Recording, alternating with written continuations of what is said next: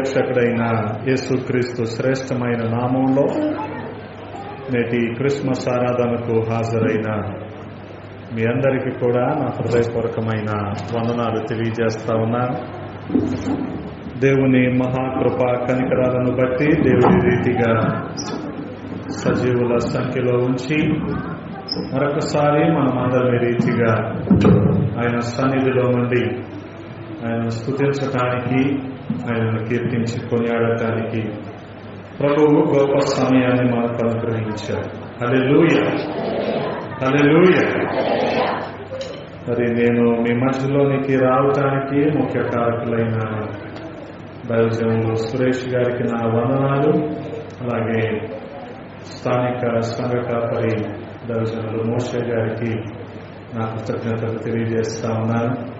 అలాగే వేదికనున్న ముఖ్య అతిథులు, అలాగే ఈ గ్రామ ప్రెసిడెంట్ తల్లి గారికి వందనాలు తెలియజేస్తా ఉన్నాను. మంచిది, చాలా సంతోషం. వాద్య సహకారాన్ని అందిస్తున్న సహోదరులకు నా ప్రత్యేకమైన వందనాలు. ఇంత ఓర్పు కలిగిన మ్యూజిషియన్స్ ని నేను చూడలేదు. మా రాష్ట్రంలో ఇలా ఉండరు, చాలా స్పీడ్గా ఉంటారు. మీరు చాలా ఓర్పుగా ఉన్నారు, వందనాలు. అలాగే మీ ప్రాంతాలు నాకు కొత్త. ముఖ్యంగా తల్లిగారు, స్వార్థ గాయకురాలు తల్లిగారిని చూడటం, వారి పాటలు వినటం చాలా సంతోషం. మంచిది, క్రిస్మస్ అంటేనే సంతోషం. ఇప్పటి వరకు పిల్లలు చాలా సంతోషంగా వారు నేర్చుకున్న సండే స్కూల్ పాటలకు అభినయించారు, ప్రభువుని స్తుతించారు. వాళ్ళు అభినయించడాన్ని బట్టి తల్లిదండ్రులు సంతోషించారు కదా. అందుకనే క్రిస్మస్ అంటేనే సంతోషం. హల్లెలూయా. దేవదూత కూడా గొర్రెల కాపురం దగ్గరికి వెళ్ళి వారి తన్న మాట ఏంటంటే, లోకమంతటికి రక్షకుడు పుట్టబోతా ఉన్నాడు అని చెబుతూ, ఇది లోకమంతటికి సంతోషకరమైన సువర్తమానము అన్నాడు. ఎందుకని? క్రిస్మస్ అంటేనే సంతోషం. నాకు ముందుగా మాట్లాడిన దైవజనులు సురేష్ గారు నా ప్రసంగ పాఠానికి కొంత ఉపోద్ఘాతం మాట్లాడారు. గమనించండి. వారు మాట్లాడిన సామెతలు 3వ అధ్యాయములో వాక్యము ఏ రీతిగా మన జీవితాలకు దిక్సూచిగా మార్గదర్శకత్వంగా ఉందో మనం అర్థం చేసుకోవచ్చు. ఆయన ఆజ్ఞలు, ఆయన ఉపదేశము, ఆయన మాటలు. దేవుడు మనకు ఏమై ఉన్నాడు? ఆది యందు వాక్యముండెను, వాక్యము హల్లెలూయా. ఆ వాక్యమే శరీరధారి అయి కృపా సత్య సంపూర్ణుడిగా మన మధ్యలో ఉన్నాడు. హల్లెలూయా. గమనించండి, ఆ వాక్యము శరీరధారిగా 2000 సంవత్సరాల క్రితము మన మధ్యలోనికి మనుష్య రూపంలో వచ్చాడు. హల్లెలూయా. ఆయనే ప్రభువైన యేసుక్రీస్తు. కాబట్టి ప్రియ సహోదరి సహోదరులారా, ఈ రాత్రికాల సమయంలో ఒక మాటను ధ్యానం చేసుకుందాం.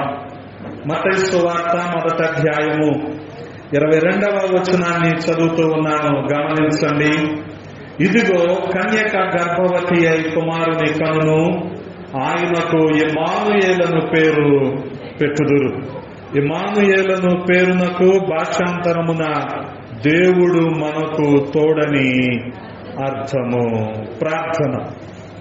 మమ్మల్ని మిక్కిలిగా ప్రేమించిన మా ప్రియ పరలోకపు తండ్రి, ఈ సమయంలో మరొకసారి మీ పాద సన్నిధి చేరటానికి మీరు చూపిన కృపను బట్టి స్తోత్రాలు. రాజా, మీరు ఏర్పాటు చేసిన ఈ వాక్య భాగాన్ని బట్టి వందనాలు. ఈ మాటలు మా వినికిడిలో దీవించండి, మా సమయాన్ని దీవెనకరంగా మార్చండి. రాజా, మీ లేఖనాల్లోని సత్యాలను మేము గ్రహించలాగున మా హృదయాలు తెరవమని బతిమాలుకుంటూ ఉన్నాం. నిలవబడిన నన్ను మరుగు చేయండి, మీ ఆత్మచేత నింపి వాడుకోండి. సమస్తాన్ని మీ స్వాధీనంలో ఉంచుకోనండి అయ్యా. మీకే మహిమలారోపిస్తూ యేసయ్య పరిశుద్ధ నామంలో అడిగి వేడుకుంటున్నాము పరమ తండ్రి, ఆమేన్. దేవునికి స్తోత్రం. హల్లెలూయా. ప్రభునందు ప్రియ సహోదరి సహోదరులారా, చదవబడిన మాటలు చాలా శ్రద్ధగా గమనించండి. మొదటి అధ్యాయము, మత్తయి సువార్త మొదటి అధ్యాయము 22వ వచనము అలాగే 23వ వచనాన్ని మనం ధ్యానం చేయబోతా ఉన్నాం. దేవుడు మనకు తోడు. గమనించండి. కన్యక గర్భవతి అయి కుమారుని కంటుంది. ఆయనకు ఇమ్మానుయేల్ అని పేరు పెడతారు. ఆ పేరుకి అర్థం ఏంటంటే దేవుడు మనకు తోడు. హల్లెలూయా. ఆది అంతము నేనే అని చెప్పిన దేవుడు, ఆల్ఫా ఒమేగా నేనే అని చెప్పిన దేవుడు, ఉనికిలో ఉన్న దేవుడు మనుష్య రూపంలో మన మధ్యలోనికి రావటమే గొప్ప సంతోషం. హల్లెలూయా. అందుకనే ఏం చెప్పాను? వాక్యము శరీరధారిగా మన మధ్యలోనికి వచ్చాడు. హల్లెలూయా. అంతటి శక్తి కలిగిన వాక్యము అనగా ఆయన నోటి మాట. ఎంత శక్తి కలిగినదంటే ఆయన నోటి మాట చేత సమస్తాన్ని కూడా సృష్టించాడు. ఈ విశ్వమంతటిని కూడా సృష్టించాడు. ఈ విశ్వంలో ఉన్న సమస్తాన్ని ఆయన నోటి మాట ద్వారా కలుగజేశాడు. అంత శక్తి కలిగినది ఆయన వాక్యం. ఆ మాట చేత ఆయన గాలిని గద్దించాడు, సముద్రాల పొంగు నలిచివేశాడు, అనేక మందిని స్వస్థపరిచాడు, దయ్యాలను వెళ్ళగొట్టాడు. గమనించండి, ఆయన నోటి వాక్కు చేత. అదే ఆయన వాక్యం. ఆ వాక్యము శరీరధారిగా మన మధ్యలోనికి రావటం ఎంత గొప్ప సంగతి. అందుకనే ప్రవక్తలు ప్రవచించిన రీతిగా యేసుక్రీస్తు ప్రభువు వారు కన్య మరియ గర్భాన జన్మించాడు. వారికి ఇవ్వబడిన సూచన ఏంటంటే ఆయన పుడతాడు, ఆయనకి ఇమ్మానుయేల్ అనే పేరు పెడతారు. గమనించండి, ఇమ్మానుయేలు అంటే అర్థము దేవుడు మనకు తోడు. హల్లెలూయా. అందరు ఇక్కడే ఉన్నారా? పగలంతా బహుశా పొలం పనులు అలసిపోయి వచ్చి ఉంటారు. కాస్త కొనుక్కు రావటం సహజమే. అయినా సరే మీరు అందరు ఇక్కడే ఉన్నారు, సంతోషం. ఒకసారి మీ పక్కనున్న వాళ్ళతో వందనాలు చెప్తారా? వందనాలు చెప్పండి. అయ్యగారు వందనాలు. అలాగే దేవుడు మీకు తోడుగా ఉన్నాడని అలా చూపెట్టండి వాళ్ళకి. దేవుడు మీకు తోడుగా ఉన్నాడు. హల్లెలూయా. చెప్పట్లేదు, ఇంకోసారి దేవుడు మీకు చెప్పమ్మా. దేవుడు మీకు తోడుగా ఉన్నాడని చెప్పు. ఎందుకని గమనించండి. యోసేపు మరియలకు దేవదూత చెప్పిన మాట అదే. ఆ ఉనికిలో ఉన్న దేవుడు మనుష్య రూపంలో మన మధ్యలో ఉండటం, ఆయన ఆ రీతిగా నరావతారిగా జన్మించటం, ఆయనకు ఇమ్మానుయేల్ అని పేరు పెట్టటం, ఈ విషయాలన్నీ మనం చూడగలిగితే దేవుడు మనకు తోడుగా ఉండటానికే ఆయన ఈ లోకానికి వచ్చాడు. గమనించండి, దేవుడు మనకు తోడుగా ఉంటే ఇంకా ఏ కొత్త అయినా ఉంటుందా? దేవుడు మన జీవితాల్లో అధికారిగా ఉంటే మనకి ఏ లోటైనా ఉంటుందా? అందుకనే దావీదు మహారాజు ఏమంటాడు? 23వ కీర్తన మొదటి చరణంలో అంటా ఉంటాడు, యెహోవా నా కాపరి. కాపరి అంటే ఆయనే నాకు సార్వభౌమాధికారి. ఆయన నాకు సమస్తంలో అన్ని విషయాలలో నాకు సమృద్ధిని అనుగ్రహించగలిగినవాడు. ఆయన నాకు కాపరిగా ఉంటే ఇక నాకు ఏ లోటైనా ఉంటుందా? అందుకనే ఆ దేవుడు మనకు తోడు అన్న దానిని దావీదు ఆ రీతిగా అనుభవించాడు. ఈ రోజున ఆ మాటలను విశ్వాసంతో మనం పట్టుకుంటే, గమనించండి, నా వర్తమానం ముగించి మనం ఈ ప్రాంతాన్ని విడిచి వెళ్లేలోపు మీరు ఒక మాటను పట్టుకొని వెళ్ళాలి ఇంటికి. గమనించండి, విన్నాం వెళ్ళిపోయాం కాదు, వాక్యాన్ని మోసుకొని ఇంటికి వెళ్ళాలి. ఆ రీతిగా ఉన్నప్పుడు ఆ విశ్వాసం మనలో కార్యాన్ని జరిగిస్తుంది. దానికి తగిన ఫలాన్ని మనం ఖచ్చితంగా అనుభవిస్తాం. అందుకనే దావీదుకున్న అనుభవం ఏంటంటే ఆయన నాకు కాపరి, నాకు ఏ కొరత కూడా, ఏ లోటు కూడా, ఏ కొదువు కూడా లేదు అంటున్నాడు. అందుకనే ప్రియ సహోదరి సహోదరులారా, ఆ రీతిగా ప్రతి ఒక్కరికి సంతోషాన్ని కలిగించడానికే జన్మించిన యేసుక్రీస్తు ప్రభువారు ఆ శుభవార్తను మరి దేవదూత యోసేపు మరియలకు కూడా తెలియజేశాడు. అటువంటి సంతోషం, దేవుడు మనకు తోడు అన్న మాటలో ఉన్న సంతోషం, ఆ సంతోషంలో ఉన్న అనేకమైన విషయాలను మనం ఈ రాత్రి ధ్యానము చేయడానికి ప్రయత్నిద్దాం. ఒక మాటను చదువుతూ ఉన్నాను, గమనించండి. యెషయా గ్రంథము 7వ అధ్యాయము 14వ వచనం. కాబట్టి ప్రభువు తానే యొక్క సూచన మీకు చూపును, ఆలకించుడి, కన్యక గర్భవతి అయి కుమారుని కని అతనికి ఇమ్మానుయేలును పేరు పెట్టును. హల్లెలూయా. గమనించండి, యెషయా ప్రవక్త యేసుక్రీస్తు ప్రభు వారి పుట్టుకకు మునుపే దాదాపుగా 600 సంవత్సరాల క్రితమే ఈ మాటలు చెప్తూ ఉన్నాడు, ప్రవచిస్తూ ఉన్నాడు. అంటే గమనించండి, యేసుక్రీస్తు ప్రభు వారి పుట్టుక ఎటువంటిదంటే దేవుని యొక్క ప్రవచనం. ఆ ప్రవచనం యొక్క నెరవేర్పే యేసుక్రీస్తు ప్రభు వారి పుట్టుక. దేవుడు మనకు తోడు అంటే ఏంటో అర్థం చేసుకోండి. దేవుడు మనకు తోడు అంటే ఇది దేవుని ప్రవచనం. ఎందుకు పుట్టాలి? వాస్తవానికి మనం అర్థం చేసుకోగలిగితే, దేవుడు సమస్తాన్ని సృష్టించిన తర్వాత ఏదేను తోటని ఏలుబడి చేయటానికి అక్కడ ఆదామును హవ్వను ఉంచాడు. కానీ వాళ్ళేం చేశారు? దేవుడు వారికి ఇచ్చిన ఆజ్ఞను మీరారు. ఆజ్ఞ అతిక్రమమే పాపము కాబట్టి, పాపానికి వచ్చే జీతము మరణము కాబట్టి వారు ఏదేను తోటలో నుంచి తోలివేయబడ్డారు. శారీరక మరణం అయితే వారికి రాలేదు, గాని ఆత్మీయ మరణం వచ్చింది. అంత మాత్రమే కాదు, దేవుడితో ఉండే సహవాసాన్ని వాళ్ళు కోల్పోయారు, దేవుడితో ఉండే సంబంధాన్ని వాళ్ళు కోల్పోయారు. అంటే ఏదేను తోటలో నుంచి బయటికి రావటమే ఆదాము హవ్వలు దేవునికి దూరం అయిపోయారు. ఆదాము హవ్వలు దేవునికి దూరం అయిపోయారేమో కానీ దేవుడు వారికి దూరంగా లేడు. ఎందుకని? దేవుడు మనకు తోడు. హల్లెలూయా. దేవుడు మనకు తోడు కనుకనే దేవుడు ఆదాము హవ్వలకు దూరంగా లేడు. ఆదాము హవ్వలు మాత్రం దేవునికి దూరం అయిపోయారు. కారణం ఏంటి? దేవునికి ఆదాము హవ్వలకి మధ్యలో పాపం వచ్చేసింది కాబట్టే వారు దేవునికి దూరం అయిపోయారు. గమనించండి, కొన్ని సందర్భాలలో అపవాది కూడా మనిషికి కొన్ని సందేహాలు కలిగిస్తా ఉంటాడు. ఈ సందేహం కారణంగా మనిషి అవిశ్వాసంలోకి వెళ్ళిపోతా ఉంటాడు. అవిశ్వాసమే పాపం. గమనించండి, అవిశ్వాసమే పాపము కదా. అప్పుడు అపవాది వచ్చి హవ్వతో మాట్లాడుకున్నప్పుడు ఆదాము ఎక్కడున్నాడో మనకు తెలియదు. వచ్చి ఏమన్నాడంటే, మగవాళ్ళందరూ పొలం పనులకు వెళ్ళిపోయాక ఇంటి దగ్గర ఉండే ఆడవాళ్ళ దగ్గరికి మీ పట్టీలకు మెరుగు పెడతాం, మీ గొలుసులకి మెరుగు పెడతాం వస్తారా? అలా వచ్చాడు అపవాది కూడా. మీరేమనుకుంటారు? అబ్బో ఇవన్నీ నల్లగా కనపడుతున్నాయి పట్టీలు, ఈ మెరిసిపోవాలంటే అతనికి ఇద్దాము అని మీరు అనుకుంటారు. ఇస్తే ఏమవుతాయి? అవి సగం అయిపోతాయి. అదేదో రసాయనంలో వేస్తాడు వచ్చినోడు, మీ పట్టీలు కాస్తే ఏమైపోతాయి? సగం అయిపోతాయి కదా. అంటే ఏం జరిగింది? ఇప్పుడు అక్కడ మోసం జరిగింది. అపవాది కూడా అలాగే హవ్వను మోసపరిచాడు. ఎలాగా? తినకూడదని దేవుడు చెప్తా ఉంటే తినొచ్చు, ఏం కాదు, తినొచ్చు, ఏం కాదు, మీరు తింటే దేవతల్లాగా అయిపోతారని మోసం చేశాడు. ఈ రోజున కూడా అనేక చోట్ల వాక్య వ్యతిరేక విధానాలు విశ్వాసుల్ని మోసం చేస్తా ఉన్నాయి, విశ్వాసంలో నుంచి బయటికి పంపించేస్తా ఉన్నాయి.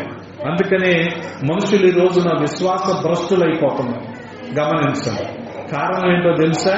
అపవాది ఆ రీతిగా మనుషుల్ని మభ్య పెడుతున్నాడు, మోసం చేస్తా ఉన్నాడు. ఆ రీతిగా హవ్వ పాపం చేసింది, ఆదాము కూడా పాపం చేశాడు. వారిద్దరూ దేవునికి దూరం అయిపోయారు, కానీ దేవుడు వారికి దూరంగా లేడు. హల్లెలూయా, హల్లెలూయా. గమనించండి, ఆదికాండం 3వ అధ్యాయం 15వ వచనంలో రాయబడింది కదా, మరియు నీకును స్త్రీకిని నీ సంతానమునకును ఆమె సంతానమునకును వైరము కలుగజేసెదను, అది నిన్ను తల మీద కొట్టును, నీవు దానిని మడిమ మీద కొట్టుదు అని చెప్పాను. గమనించండి, ఎంత ఎడబాటు వచ్చేసింది, ఎంత వ్యతిరేకత వచ్చేసింది. అప్పుడు వరకు ప్రకృతి వారి మాట విన్నాయి, అలాగే పశుపక్షాదులు ఆదమవ్వల మాట విన్నాయి. కానీ ఇప్పుడు అపవాది చెప్పిన మాటకు వీళ్ళు లోబడ్డారు కాబట్టి, దేవుని మాటకు వ్యతిరేకంగా వీరు ఉన్నారు కాబట్టి ప్రకృతి వీరి మాట వింటలేదు, పశువులు పక్షులు వీరి మాట వింటలేదు, భూమి మీద పాకే జంతువులు వీరి మాట వింటలేదు. అందుకనే ఏమొచ్చేసింది?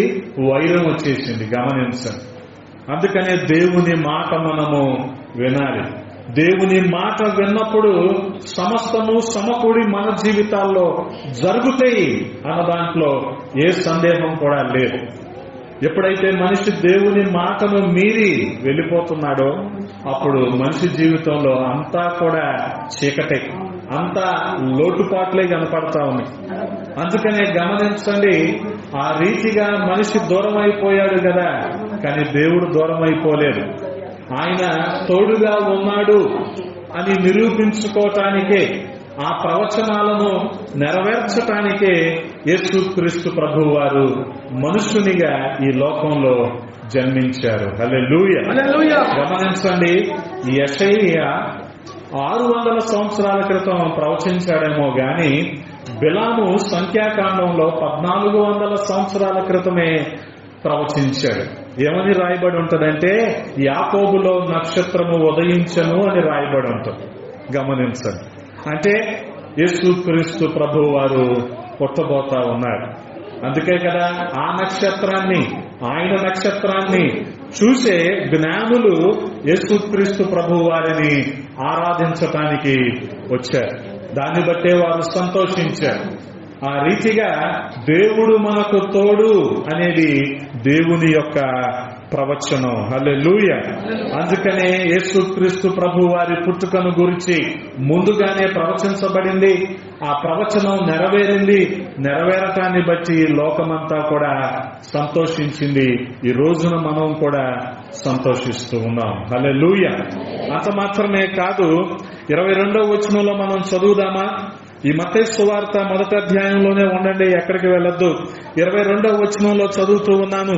ఇదిగో కన్యక గర్భవతి అయి కుమారుని కనును, ఆయనకు ఇమ్మానుయేలను పేరు పెట్టుదురు. గమనించండి, దేవుడు మనకు తోడు అనేది దేవుని యొక్క ప్రవచనము, ఆయన ప్రవచనం యొక్క నెరవేర్పు అయితే, దేవుడు మనకు తోడు అనేది ఆయన యొక్క పేరు, దేవుని పేరు. హల్లెలూయా. దేవుని పేరు. గమనించండి, ఆ పుట్టబోయే శిశువుకు దేవుడు మనకు తోడు అనే అర్థం వచ్చేలాగా ఇమ్మానుయేలని పేరు పెడతారు అని రాయబడి ఉంది. అంతకు మునుపు 16వ వచనంలో ఏం రాయబడి ఉందో చదువుతారా? యాకోబు మరియ భర్త అయిన యోసేపును కనెను, ఆమె యందు క్రీస్తు అనబడిన యేసు పుట్టెను. హల్లెలూయా. క్రీస్తు అనబడిన యేసు పుట్టెను. కానీ పుట్టాక ఏ పేరు పెడతారని రాయబడి ఉంది 22లో? ఇమ్మానుయేల్ అనే పేరు పెడతారు. ఇమ్మానుయేల్ అంటే దేవుడు మనకు తోడు. హల్లెలూయా.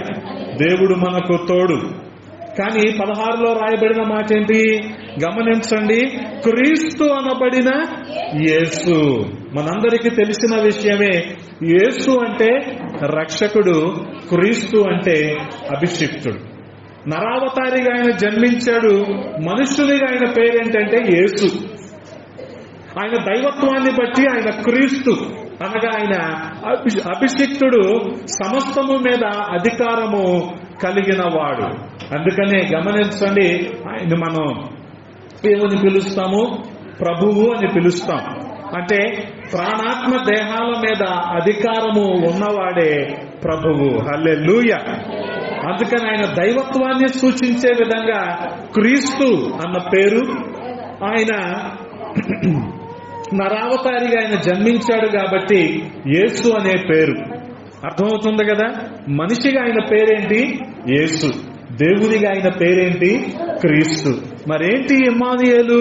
ఆయన యొక్క వ్యక్తిత్వము లేదా ఆయన లక్షణము. గమనించండి, ఆయన యొక్క లక్షణం. ఆ లక్షణం మనకి ఏం చెప్తుంది? దేవుడు మనకు తోడుగా ఉంటాడు అని చెప్తుంది. గమనించండి. అర్థమవుతుందా మీకు? నా పేరు డాక్టర్ జాయ్. డాక్టర్ అంటే టాబ్లెట్లు ఇస్తాను అనుకోకండి. అది మా ఇంట్లో వాళ్ళు నాకు పెట్టిన పేరు జాయ్ కదా. అలాగే నాకేదో కాస్త బుర్ర ఉందని డాక్టర్ అనే బిరుదు ఇచ్చారు.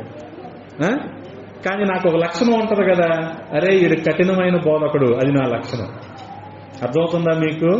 నా పేరేమో జాయ్, నాకివ్వబడిన బిరుదేమో డాక్టర్, కానీ నా లక్షణం ఏంటి? వీడు కఠినమైన బోధకుడు. నా బోధ చాలా కఠినంగా ఉంటుందండి. మీరు నవ్వుతున్నారు కానీ రెండోసారి వినరు మీరు, ఒకసారి చెప్తే ఖచ్చితంగా గుర్తుపెట్టుకోండి. ఈరోజు డిసెంబర్ 16వ తారీఖు మోషే గారు రెండోసారి పిలిచి అడగండి, పిలవడు ఆయన. అది అర్థమవుతుందా ఇప్పుడు మీకు? అలాగే మనిషిగా ఆయన పేరేంటి? యేసు. దైవత్వాన్ని బట్టి ఆయన క్రీస్తు.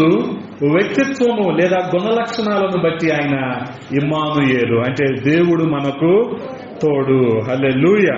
కాబట్టి ఆ రీతిగా దేవుడు మనకు తోడు అనేది దేవుని యొక్క పేరు. మరొక మాటను జ్ఞాపకం చేస్తున్నాను.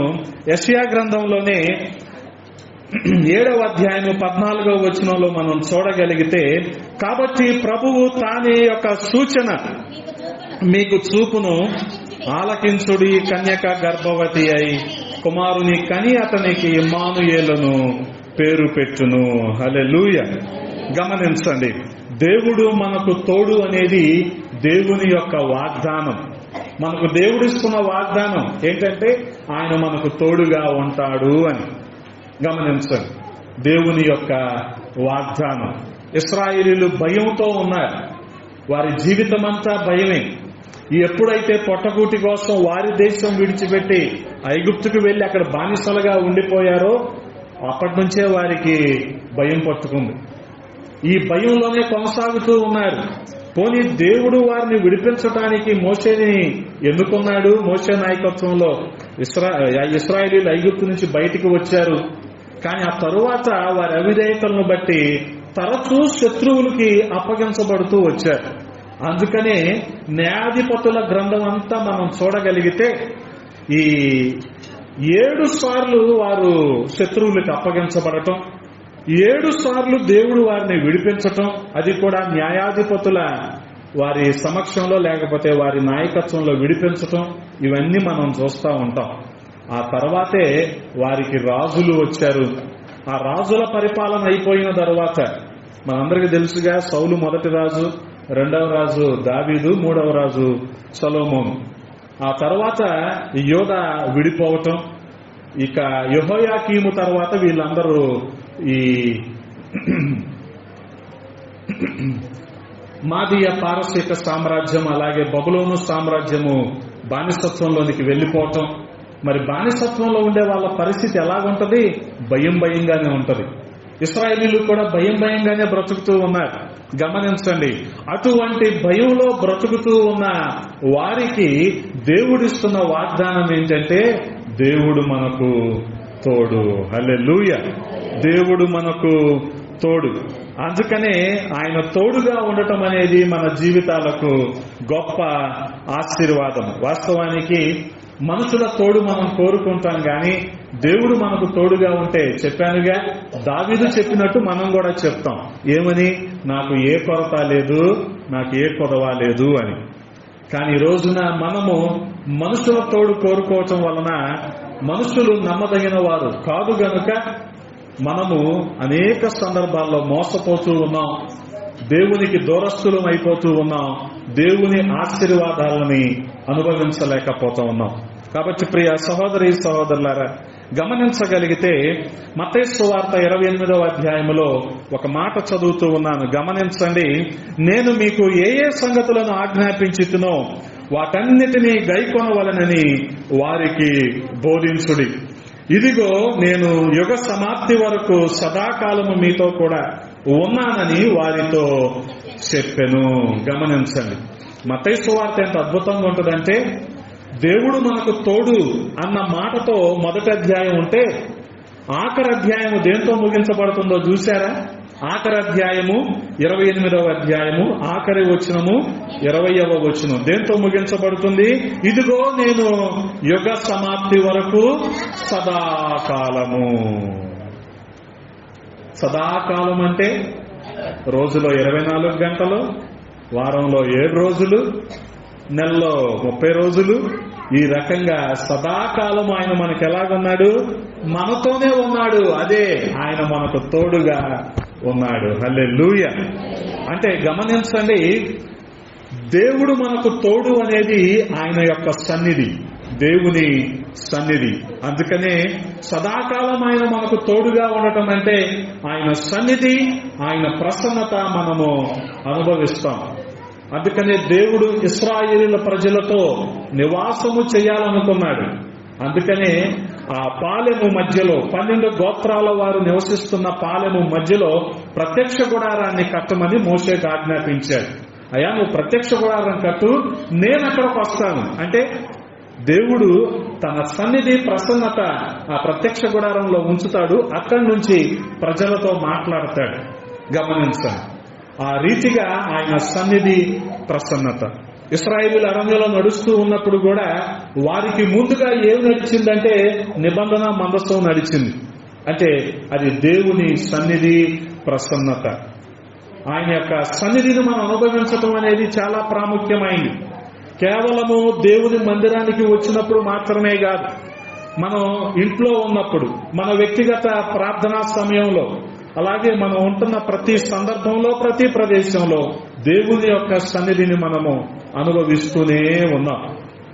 గమనించండి, అందుకనే దావీదు మహారాజు అంటూ ఉంటాడు కదా, 139వ కీర్తన 8వ చరణంలో అంటున్నాడు, నేను ఆకాశముకెక్కినను నీవు అక్కడను ఉన్నావు, నేను పాతాళమందు పండుకొనినను నీవు అక్కడను, అక్కడ కూడా నువ్వు ఉన్నావు. నేను ఆకాశంలోకి వెళ్ళిపోయాను అనుకో, అక్కడ నువ్వు ఉన్నావు. పాతాళం అంటే ఇక్కడ పాతాళం అని అర్థం చేసుకోకండి, కనబడిన చోటుకి వెళ్ళినా సరే నువ్వు అక్కడ కూడా ఉన్నావు. అంటే నీ సన్నిధి ప్రతి చోట ఉంది. నేను ఎక్కడికి తప్పించుకొని పోతాను కదా. మనిషి అనుకుంటా ఉంటాడు, మనుషుల మధ్యలో ఉన్నప్పుడు ఒక రకమైన ప్రవర్తన, ఏకాకిగా మనిషి ఒంటరిగా ఉన్నప్పుడు మరో రకమైన ప్రవర్తన. ఎవరు చూశారులే, ఎవరికి తెలుసులే అనే రకమైన ధోరణి మనుషుల్లో మనం చూస్తూ ఉంటాం. కానీ ఎవరు చూస్తున్నారు? ఆయన చూస్తున్నాడు. గమనించండి, ఆయనకు తెలుసు, ఆయన చూస్తున్నాడు. అందుకే దావీదు కూడా బహుశా అనుకోని ఉండొచ్చు, ఊరియాని చంపించేశాను, మొదటి లైన్లో యుద్ధంలో పెట్టేసి యూరియా భార్య బత్షెబాతో పాపం చేశాను, ఎవరికి తెలుసులే అనుకున్నాడు. ఎవరికి తెలిసింది? గమనించండి, బహుశా వాళ్ళ రాజ్యంలో తెలియకపోవచ్చు, కానీ దాదాపు 4000 సంవత్సరాల తర్వాత ఎర్రుపాలెం మండలం భీమవరం గ్రామంలో నువ్వు నేను దావీదు గురించి మాట్లాడుకుంటున్నాం. ఎవరికి తెలిసింది? ఇప్పుడు మనకు తెలిసింది, మనకు తెలిసిపోయింది. దావీదు ఏమనుకున్నాడు? ఎవరికి తెలియదులే కదా, ఎవరు చూశారులే అనుకున్నాడు. అంటే దేవుని సన్నిధి, దేవుని ప్రసన్నత తక్కువ అంచనా వేశాడు. నువ్వు కూడా అలాగే అనుకుంటున్నావేమో, జాగ్రత్త. తాగుళ్ళలో ఉంటూ, వ్యభిచారంలో కొనసాగుతూ, జోదంలో కొనసాగుతూ, బలహీనతలను విడిచిపెట్టలేక అవన్నీ సాధారణమే, ఎవరు చేయటం లేదు అని నువ్వు అనుకుంటున్నావేమో. గమనించుకో, ఆయన చూస్తున్నాడు. వాస్తవానికి దావీదును చూసిన దేవుడు దావీదును క్షమించాడా? క్షమించాడు. దావీదు తన అంతరంగాన్ని కుమ్మరించుకున్నాడు, దావీదును దేవుడు క్షమించాడు. కానీ ఒకటి మర్చిపోవద్దు ప్రియ సహోదరి సహోదరులారా, శిక్ష తప్పలేదు దావీదుకి. దేవుడు క్షమించాడే గాని శిక్ష తప్పలేదు. ఆ పాపము తన కుటుంబంలో రిపీట్ అవుతూనే వచ్చింది, శిక్ష తప్పలేదు కదా. అనుకుంటున్నారు, మేమేం చేసినా చెల్లుబడవుద్ది, మేము ఎలాగున్నా పర్వాలేదు, ఎవరు చూశారు, ఎవరు మాకు చెప్పేవాళ్ళు అనుకుంటున్నారు కదా. గమనించండి, దేవుడు చూస్తున్నాడు. దేవుని సన్నిధి ప్రతి చోట ఉంది. అందుకని మన నడవడిక, మన వస్త్రధారణ, మన మాట తీరు సరిగ్గా ఉండాలి. క్రైస్తవుడు ఎలా ఉండాలో అలా ఉండాలి. మనం అది మనల్ని చూసి సమాజం ప్రభావితం అవ్వాలే గాని సమాజాన్ని చూసి క్రైస్తవుడు ప్రభావితం అవ్వకూడదు. గమనించండి.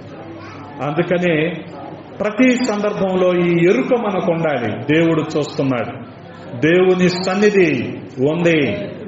ఒకవేళ నువ్వు చదివే చోట, నువ్వు పనిచేసే చోట ఇదంతా మా ఎవరు చూశారనుకుంటున్నాను, దేవుడు చూస్తున్నాడు. అందుకనే దావీదు ఏమంటున్నాడు, నేను ఆకాశంకి ఎక్కినా నువ్వు అక్కడ ఉన్నావు, నేను పాతాళంలోకి వెళ్ళిపోయినా నువ్వు అక్కడ ఉన్నావు. గమనించండి, ఇక్కడ పాతాళం అంటే పాతాళంగా అర్థం చేసుకోకండి. ఎందుకనంటే కృప దొరకని స్థానం ఏదైనా ఉంది అంటే అది పాతాళమే. ఇక అక్కడ అవకాశం లేదు, దేవుని క్షమాపణకు అవకాశం లేదు. నువ్వు ఎలా చెప్తావయ్యా అని అనుకోవచ్చు. నువ్వు లోకాసు వార్తలో ఒక ధనవంతుడు ఉన్నాడు, అసలు పెళ్లికి కూడా బెచ్చం పెట్టని ఒక ధనవంతుడు అన్నమాట వాడు. కానీ చనిపోయాక అంగరంగ వైభవంగా తీసుకెళ్లారు అతన్ని. ఎక్కడికి వెళ్ళాడంటే పాతాళానికి వెళ్ళాడు. ఆ ధనవంతుని భోజనపు బల్ల దగ్గరే పడిపోయే రొట్టె మొక్కలు ఉంటాయి కదా, ఆ మొక్కలో ఈ మొక్కలో ఒక మాట అయినా అర్థం అవుద్ది. పాప మా వయసుకి అర్థం కాకపోవటం ఏం కాదు. కూర్చుంటే ఒక మాట అయినా మనసులోకి వెళ్ళుద్ది. అవకాశం ఉంటే కూర్చోబెట్టండి వాళ్ళని. వాళ్ళు ఏమనుకుంటారంటే ఆ వయసుకి మేము చాలా పరిచర్య చేస్తాం, ఇందాకేగా 2 స్టెప్పులు వేసాం అనుకుంటారు వాళ్ళు.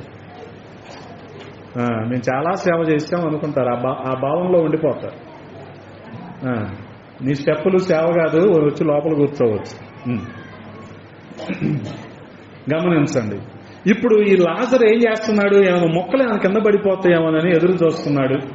ఒళ్ళంతా కూడా గాయాలతో ఉన్నాయి. ఇటువంటి పరిస్థితుల్లో చనిపోయాక ఇతని కోసం ఎవరొచ్చారంటే పంచాయతీ వాళ్ళు కూడా రాలేదు. ఎవరొచ్చారు? దేవదూతలు వచ్చినాయి. హల్లెలూయా. దేవదూతలు వచ్చి పరదేశుకు తీసుకెళ్లి, పరదేశులో లాజరు ఇప్పుడు ఎక్కడున్నాడంటే అబ్రహాము రొమ్మున అనుకొని ఉన్నాడు. గమనించండి. పాతాళంలో నుంచి ఈ ధనవంతుడికి అక్కడ లాజరు కనపడతా ఉన్నాడు. కానీ ఇటు నుంచి అటు వెళ్ళడానికి అవకాశం లేదు. మధ్యలో అగాధం ఉండిపోయిందిగా. అటు వాళ్ళు ఇటు రావటానికి, ఇటు వాళ్ళు అటు వెళ్ళటానికి అవకాశం లేదు. ఏమంటున్నాడు, తండ్రివైన అబ్రహామా, లాజర్ని కొద్దిగా పంపించయ్యా, నాకు నాలుక ఎండిపోతుంది, ఆ చిటికెన వేలు ముంచి 2 చుక్కలు నా నాలుక మీద వేస్తాడు అంటే అవకాశం ఉందా? ఇప్పుడు లేదు. అందుకనే గమనించండి, కృప దొరకని ప్రదేశం ఏదైనా ఉందంటే అది పాతాళమే కదా. అయ్యా ఇంకోటి అంటున్నాడు, అయ్యా లాజర్ని కొద్దిగా భూమి మీదకి మళ్ళీ పంపించయ్యా. నా సహోదరులు చాలా మంది ఉన్నారు, నేను కూడా వాక్యం వినకుండా ఇక్కడికి వచ్చేసాను, వాళ్ళకి వాక్యం చెప్పడానికి, వాళ్ళకి సువార్త చెప్పడానికి, వాళ్ళని కొద్దిగా బలపరచడానికి లాజర్ని పంపంటే ఇప్పుడు లాజర్ కూడా తిరిగి వెళ్ళటానికి అవకాశం లేదు. గమనించండి. అందుకనే ఇంకా రక్షణ పొందకుండా, మారు మనస్సును నిర్లక్ష్యం చేస్తూ, ప్రభు మాటలను పట్టించుకోకుండా, ఇంకా సమయాన్ని వృధాగా గడిపేస్తూ, ఈ సంవత్సరం కాదులే వచ్చే సంవత్సరం చూద్దాం, ఇప్పుడు కాదులే తర్వాత చూద్దాం, ఇప్పుడు కాదు ఇది సమయం కాదు, పిల్లల పెళ్లిళ్ళు అయ్యాక చూద్దాం, లేకపోతే ఇల్లు కట్టుకున్నాక చూద్దామని రక్షణను వాయిదా వేస్తూ వస్తున్నావేమో. జ్ఞాపకం చేసుకో, ప్రాణం ఉండగానే నువ్వు ప్రభుని నమ్ముకోవాలి. ప్రభువుని నమ్ముకోకుండా నువ్వు ప్రాణం విడిస్తే నిన్ను ఎవరు కూడా రక్షించలేరు. ఇది నిశ్చయం. కాబట్టే పాతాళం అంటే అంత భయంకరంగా ఉంటది. నీకు 2 అవకాశం లేదు. గమనించండి. ఈ రోజున సువార్త నువ్వు ఈ రోజున ఇక్కడ వింటున్నావు, ఒకవేళ ఇక్కడ కుదరకపోతే ఇంకెక్కడైనా బహిరంగ సభలో వింటావు. కానీ నువ్వు మరణించిన తర్వాత నీకు ఎవరు సువార్త చెప్పేవాళ్ళు ఉండరు. కాబట్టే నువ్వు బ్రతికుండగానే ప్రభువుని నమ్ముకోవాలి. గమనించండి. అందుకనే ఆయన సన్నిధి మనతో ఉంది అన్న ఎరుకతో మనం జీవించాలి. దేవుడు మనకు అనేకమైన మార్గదర్శకత్వాలు ఇచ్చాడు. ఎలాగ ఉండాలి, ఎలాగా ఉండకూడదు, ఏం చెయ్యాలి, ఏం చెయ్యకూడదు, ఏం మాట్లాడాలి, ఏం మాట్లాడకూడదు.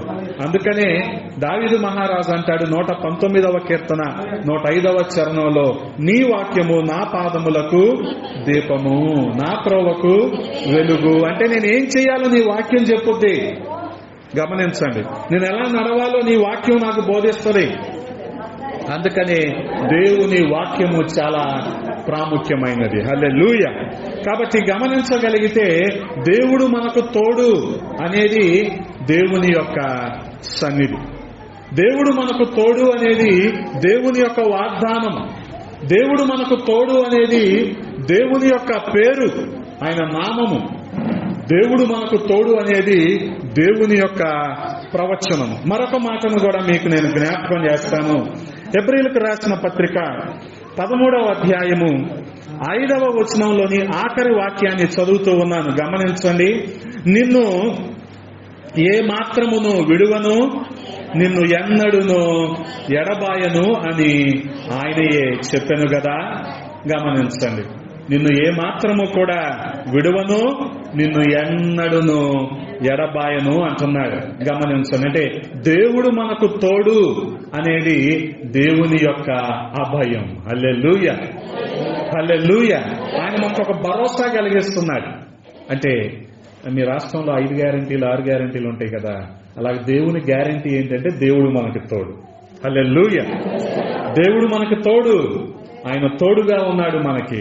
ఆయన ఎన్నడూ విడువను, ఎప్పుడు కూడా ఎడబాయను అంటున్నాడు. 8వ వచనంలో ఏమంటున్నాడు? నిన్న నేడు ఏకరీతిగా ఉన్నాడు, అవును యుగ యుగములకు ఒకటే రీతిగా ఉండును.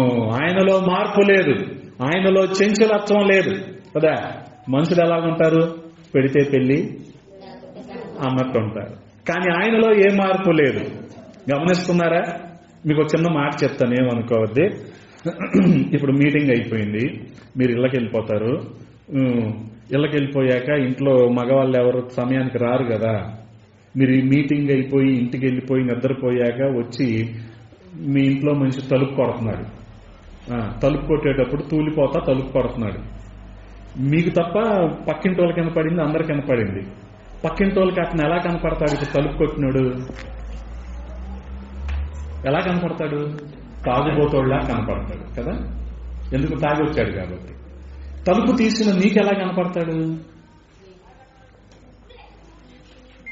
తాగుబోతోళ్ళలా కనిపించడో కొడుకులాగానో భర్తలాగానో కనిపిస్తాడు. అర్థమైందా?